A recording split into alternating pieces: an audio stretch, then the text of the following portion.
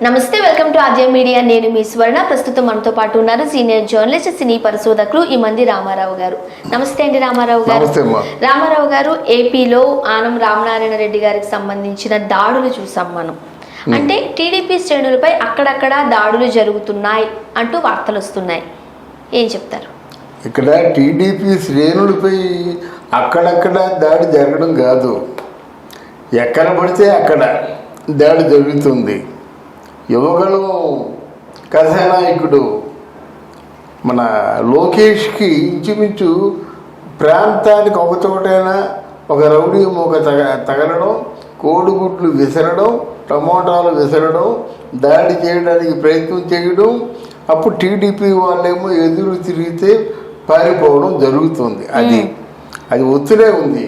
కానీ దీని మీద ఆంధ్రప్రదేశ్ తాలూకు పోలీసులకి ఫిర్యాదు చేస్తే ఒక్క పోలీసు కూడా దీన్ని పట్టించుకోలేదు. అయితే ఈ ఆనం మా రామనారాయణ గారు అసలు కాంగ్రెస్ పార్టీలో నెంబర్ 2 పొజిషన్లో ఉండేవాడు. ఎవరి దగ్గర ఉండేవాడు? సాక్షాత్తు జగన్మోహన్ రెడ్డి తండ్రి దగ్గర ఉండేవాడు. నెంబర్ 2 పొజిషన్లో. ఆయన చాలా సభ్యతగా మాట్లాడతాడు, సంస్కార భరితంగా మాట్లాడతాడు. ఆయన మీదకి, ఆయన తమ్ముడు మీదకి దండయాత్రకు వచ్చారంటే ఏమనుకోవాలండి? అంటే ఏమిటి? ఆయనకు ఎదురుగా ఎవరు మాట్లాడకూడదా? ఆయనకు ఎదురుగా ఎవరు ప్రశ్నించకూడదా? అంటే ఓ నిజాన్ని మాట్లాడితే గొంతు నొక్కేస్తారా? సభ్యతగా మాట్లాడితే వాళ్ళకి గిట్టుదా? అవతల వాళ్ళేమో కొత్త వాళ్ళు దుష్ట చతుష్టయం, పేరుని నాని, మా కొడాలి నాని, రోజా, మన ఎవరు శ్రీనివాస్ యాదవ్, వీళ్ళందరూ ఉన్నారండి. దుష్ట చతుష్టయం నోటుకు వచ్చిన బండ్ల బూతులు మాట్లాడేసి వాళ్ళు మాట్లాడచ్చు, అమ్మనా బూతులు మాట్లాడచ్చు, అక్కనా బూతులు మాట్లాడచ్చు. కొడతానని చెప్పడం కాదు, ఫినిష్ చేస్తా, నరికేస్తా, కొరికేస్తా అని వాళ్ళు అనవచ్చు. పోలీసు వర్గానికి ఇది వినిపించదు.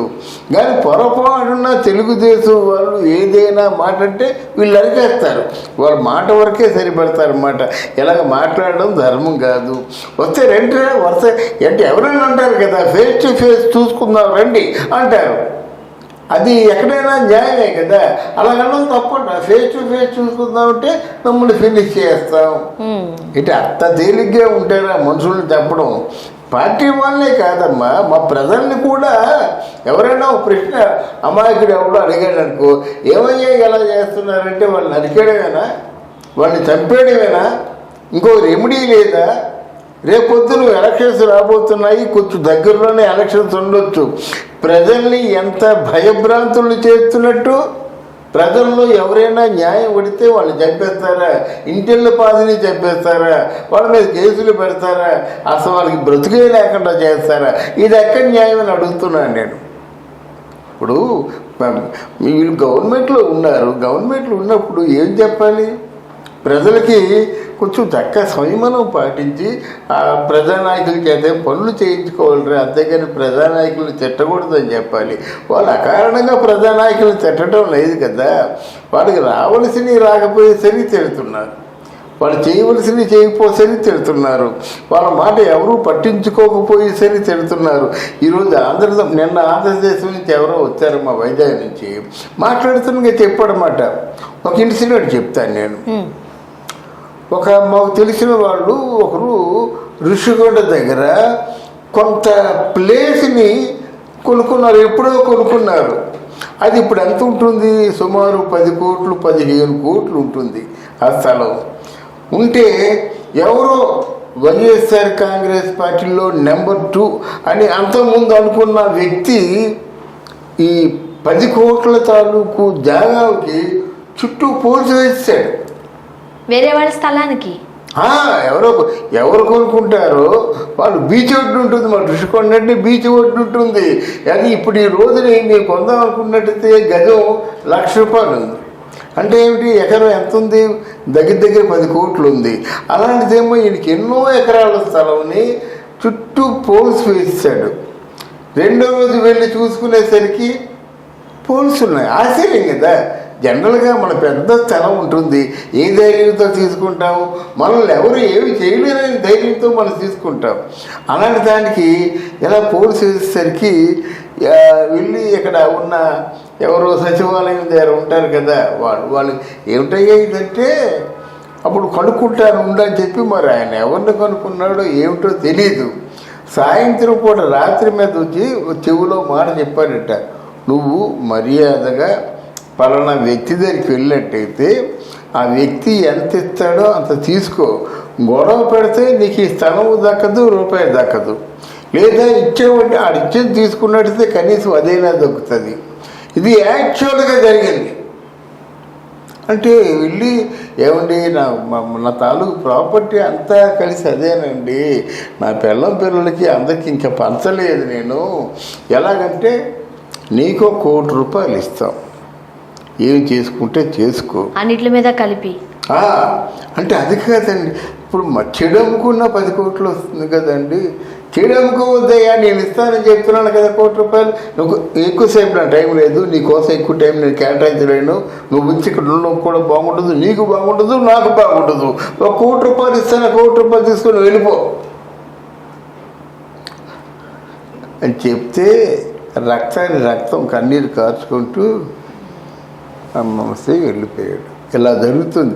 ఎంత దారుణంగా జరుగుతున్నట్టయితే వాడు కడుపు మంటతో మాట్లాడ్డా, కడుపు మంటతో తిట్టడా, అలా తిడితే చంపేస్తావా, అలా తిడితే నరికేస్తావా, ఎలా ఉంటున్నప్పుడు ఎవరైనా ఒక కడుపు మండి న్యాయం అడిగినట్టయితే ఈ విధంగా పిచ్చోళ్ళు చేస్తారా వీళ్ళు?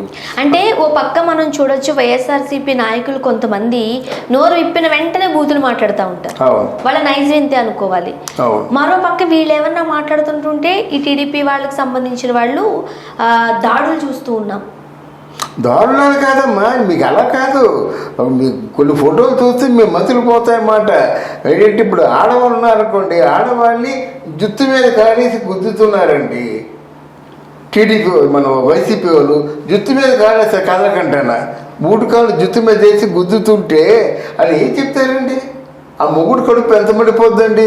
ఈ బలవంతుల మీద తిరగబడలేరు, వాడు ఏం అడుస్తాడు, కోప్పడతాడు, తిడితే మళ్ళీ కర్రలు తీసుకొస్తారు, బడిసలు తీసుకొస్తారు. అప్పుడు ఆనం రామనారాయణ మీద తెచ్చిన కర్రలు ఏమిటి తెచ్చినా ఈ పులివెందుల్లో ప్రత్యేకించి ఉంటాయట, ఈ ముళ్ళకర్రలు అన్నమాట.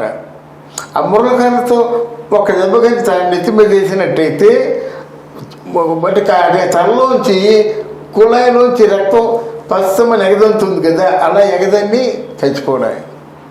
ఇలా ఉంటే మొత్తం 10 బొక్కలు కన్నాలు వస్తాయి, కన్నాల్లోంచి రక్తం మొత్తం బయటకు పోతే చచ్చిపోతారు. అది అలాంటి వాటితో దాడి చేశారు. అవి చూసాం ఉదయం, ఎన్ని మూలకరణలతో దాడి చేశారో చూసాం. అయితే తెలుగుదేశం వాళ్ళ అదృష్టం ఏంటంటే అక్కడ తెచ్చిన బళ్ళు 3 బళ్ళుని పట్టుకున్నారు వాళ్ళు.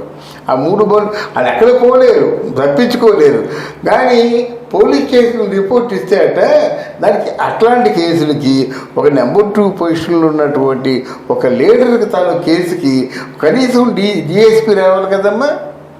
ఇప్పుడు ఒక నెంబర్ 2 పొజిషన్లో రాజశేఖర రెడ్డి తాలూకు హయాంలో ఉన్నాడు, అటువంటి వాడికి ఏదో ఆపద జరిగింది, కనీసం డిఎస్పీ రావాలి కదా. అది కాకుండా లింగు అనుకొని ఒక కానిస్టేబుల్ ఇచ్చారట. కానిస్టేబుల్కి ఎవరైనా భయపడతారండి? కానిస్టేబుల్ వచ్చి ఏం చేస్తారండి? కానిస్టేబుల్ పూర్తిగా ఇంట్రాగేట్ చేయడానికి కూడా అనుకోలేవు. ఒక మినిస్టర్ క్యాడర్లో ఉన్నవాడిని కానిస్టేబుల్ ఏమి సెక్యూరిటీ ఇవ్వగలడు? కానిస్టేబుల్ ఏం ప్రశ్నలు వేయగలడు? కానిస్టేబుల్ ప్రశ్నలు వేస్తే మినిస్టర్ క్యాడర్ చెప్తాడా? కనీసం డిఎస్పీ రావాలి, డిఎస్పీ వచ్చి కేసు ఫైల్ చేయాలి. మొత్తానికి డిఎస్పీ వచ్చి అంటే ఎలాంటి వాడు రావాలంటే ఆయన చుట్టూ భద్రతా వలయం ఉన్నవాడు రావాలంటారు. కానిస్టేబుల్ చుట్టూ ఎవడు ఉన్నాడు కదా, ఆయన అందరి చుట్టూ ఉంటాడు. అలా కాకుండా ఒక డిఎస్పీ క్యాడర్ ఉన్నవాడు వచ్చినట్టయితే, ఆయన చుట్టూ భద్రతా వలయం ఉన్నట్టయితే అప్పుడు ఆ క్యాడర్ ఉన్నవాడిని రక్షించగలుగుతాడు. ఇంత అన్యాయం చేసినట్టయితే ప్రజలకు ఎలాగర్థం చెప్పండి? అర్థమైతే గుండె ఎంత మండిపోతుంది, కడుపు ఎంత మండిపోతుంది. వాళ్ళు పేదరికంలో ఉంటే చచ్చిపోవలసిందేనా? వాళ్ళ అమాయకులు అయితే చచ్చిపోవలసిందేనా? ఇదేనా ప్రజాస్వామ్యం? అడిగే వాళ్ళు ఎవరు లేరా? ఒక్కసారి గుండె మీద చేసుకొని ఆలోచించండి. Thank you so much. Thank you అమ్మా, థ్యాంక్ యూ.